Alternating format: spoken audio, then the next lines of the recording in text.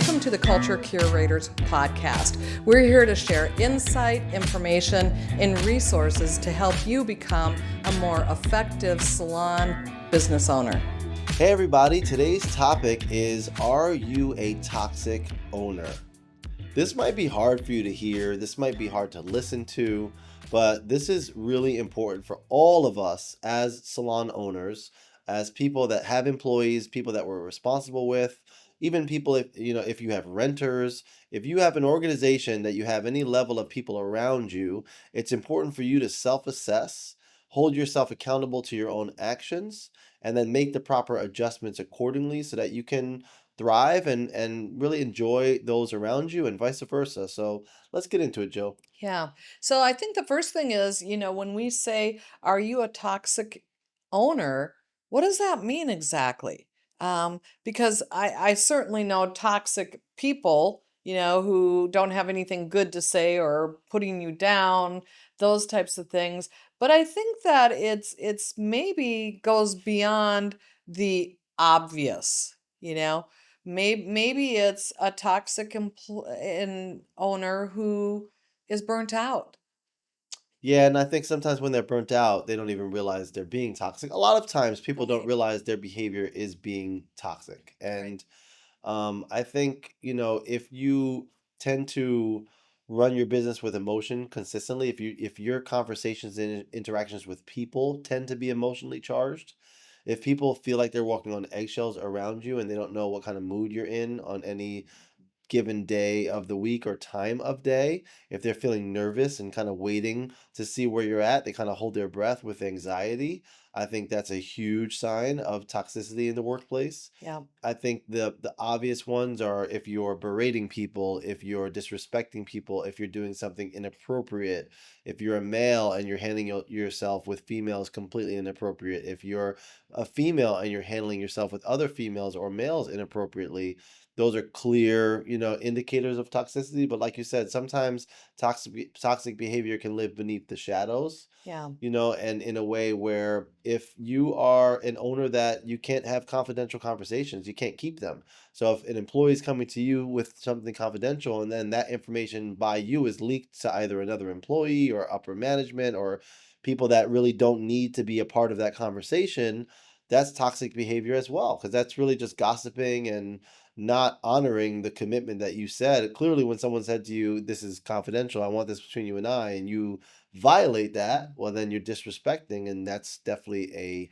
clear indicator of toxic. Right. Right. I think about maybe people that have a chip on their shoulder. Hmm. Business owners that have a chip on their shoulder. It's woe is me. I've got so much to do. They have no idea what I do. They have no idea how much time this takes. They have no idea this or that or the other thing. And I think that sometimes you got to check that attitude, and so I guess we're talking not only about toxic, but we're talking about your attitude as well, and maybe those two things go hand in hand. I don't know, they just kind of I think they do.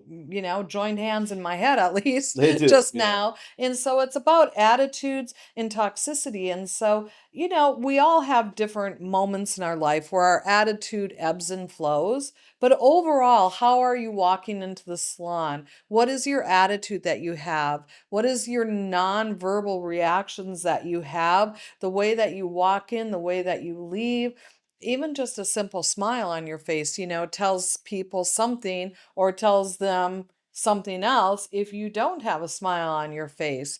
The way that we speak, it's not just about what we say, but what holds more weight is how we say that.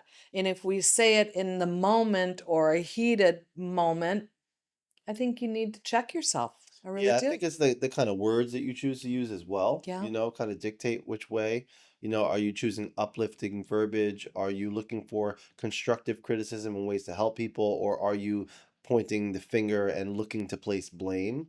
That is really difficult. Are you holding back from things that your team's entitled to? I remember feeling really uncomfortable when I worked for someone for asking for time off. It just felt like I was doing something wrong, even though it was time off I was entitled to. This person just made me feel like I was doing something wrong, and that made me feel resentful because it was like, damn, I'm here like 50 at that time. I was like 50 hours a week, man. I was killing myself. I was there all the time, Happy to do it, hard worker, but like, can I get a day off? And can I not get like, your tense attitude when I go to ask for the time off? These are things that like your team doesn't appreciate from you. And I they will know. view it, even though you might not mean it this way, they will view it that you don't care about them. And honestly, do you?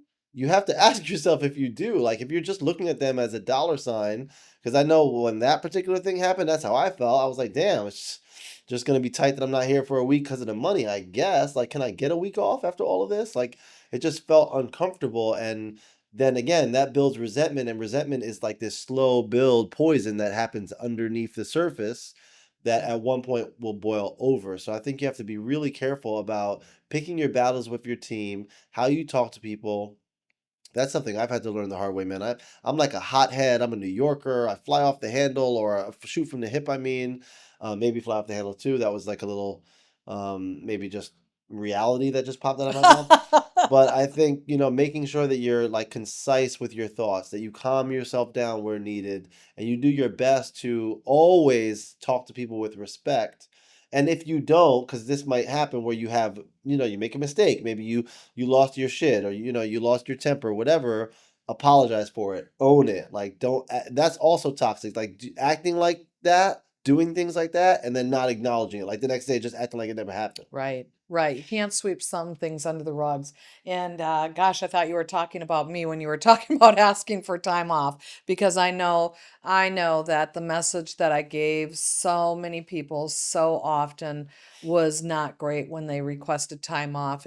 And really, you know what? I was solely thinking about it from a business standpoint, and having hindsight now, I would go at it completely different, and I would go at it as them. What is it that they need? Who do they need to be with?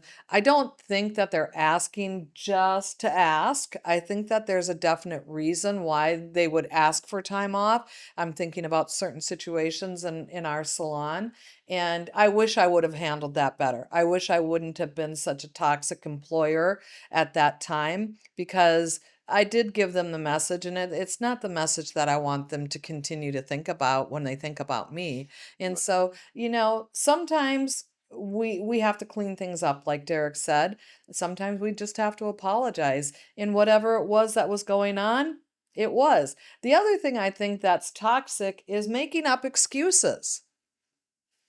I think that there are some business owners that make up a lot of excuses for why things aren't going the way that other people think they should go, or that they think that it should go, or why they reacted the way that they did. I reacted that way because, oh my God, my kids were driving me crazy this morning. You know what? No. It doesn't matter. Stop the excuses, stop all of that, and just own your part of it, apologize, clean it up, and move on and learn from there. It's really that simple. So you have to ask yourself on a daily basis, who is it that I want to be today in order to get the greatest momentum in my team that I can, to have the greatest culture that I can have? Derek, I think you said on one of the other podcasts, you never knew when you became a business or owner who you would have to become. And I think that you need to ask that question as well. Who is it that you need to become to have a culture that doesn't have a toxic leader? Yeah, I think another thing that I don't know if this would categorize as toxic, but it's definitely negative and it leads to negative results is if you continue to not follow through with the things that you promised. So when you say you were going to do something, when you told them that your team something was going to get fixed or something was going to happen, and there's just this consistent breakdown in your follow through, then number one, you're not delegating correctly because you should be passing this along to someone that can follow through if you're poor at it.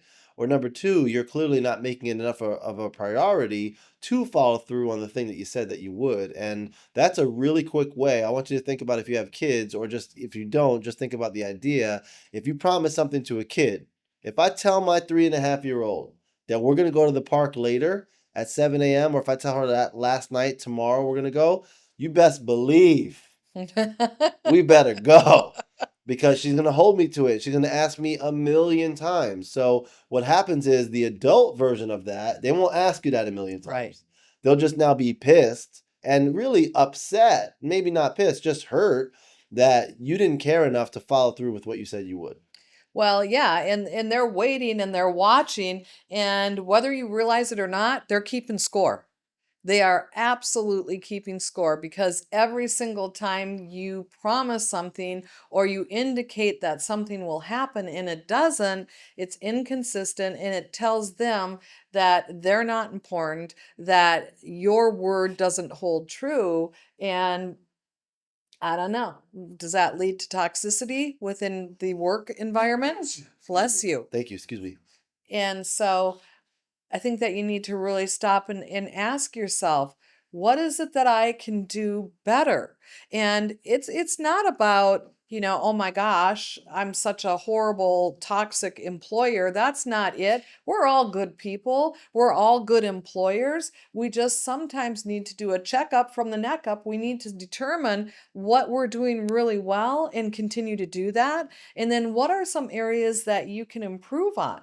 Because let's face it, we all have areas in our life that we can improve on. We all have areas in our life as a business owner, as a leader that we can improve on. And that's what this is all about is really being able to take a step back, being brutally honest with yourself. And I'll tell you what, I can be really dishonest with myself. I can be brutally honest with everybody else. But when it comes to myself, I can really fool myself. But I don't want you to do that. I want you to learn from my mistakes. I want you to discover brutally honest thoughts and evaluations on yourself.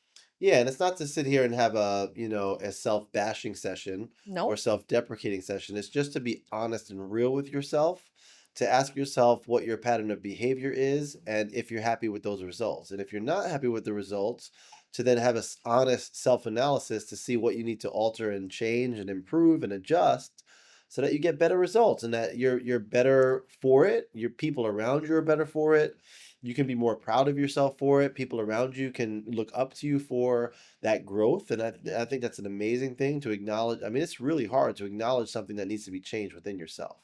it is. And that's really what this whole episode is about. So I hope you gained some knowledge and insight on it. I encourage you to go back, listen to this one more time. Really, really, really start to analyze where your weak spots are, maybe blind spots even, and then make the effort to start to course correct so that you can get some better results. So we'll see you on the next episode. Thank you for tuning in to this episode of the Culture Curators podcast. Please like, comment, follow, and subscribe.